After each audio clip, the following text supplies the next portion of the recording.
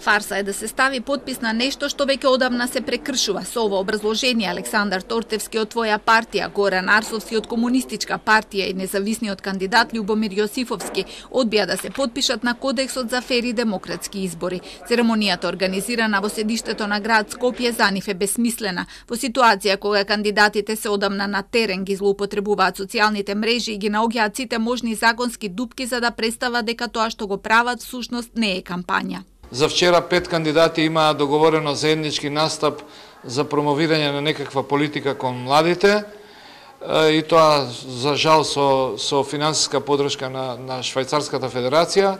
Моравме жестоко да реагираме, па настанот беше откажан, меѓутоа тоа само зборува дека не сите кандидати се подготвени да ги почитуваат законите.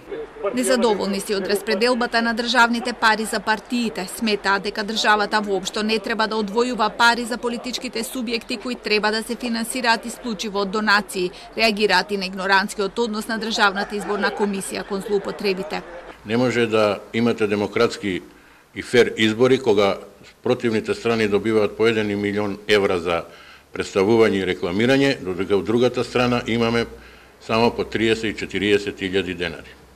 Ако Државната изборна комисија, која што е подготвувач на овој кодекс, беше доследна дека треба да се почитуваат законите, ќе ги санкционираше сите оние кандидати кои што во изминативе денови на големо се рекламираат и ги злоупотребуваат финансиските ресурси на нас граѓаните и на државата. И кандидатот за Битоло демократи Јорго Огненовски сакаше да не го подпише кодексот, но се предомисли. Ќе го подпишам за моја заштита, немој погрешно ме сватите.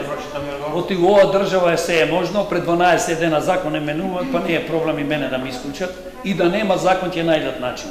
Повеќето кандидати одамна се растрчани на терен, почнуваат и завршуваат проекти, се среќаваат со граѓани, палат цвеки во црква, посетуваат паркови и пазари и за сето тоа се фалат на Facebook, но негираат дека тоа што го прават е дел од кампањата.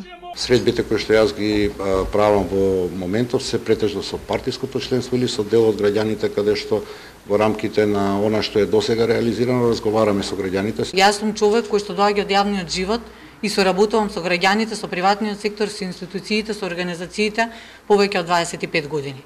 И нормално мојот живот нема да застане, ниту животот на било кој ќе застане, меѓутоа правилата и прописите треба да се почитуваат. Според член 69 од изборниот законник за кампања се смета јавно собирање и средби организирани од страна на учесникот, видеопрезентации на јавни места и интернет представување. Но ДИК не реагира на злоупотребите. Социјалните мрежи не се во нивна надлежност, а за останатото вела дека немаат време. Во телефонски разговор председателот Александар Даштевски рече дека имаат премногу работа и годинава прекршувањата според него не биле толку страшни. Благодарам, подпредседателка.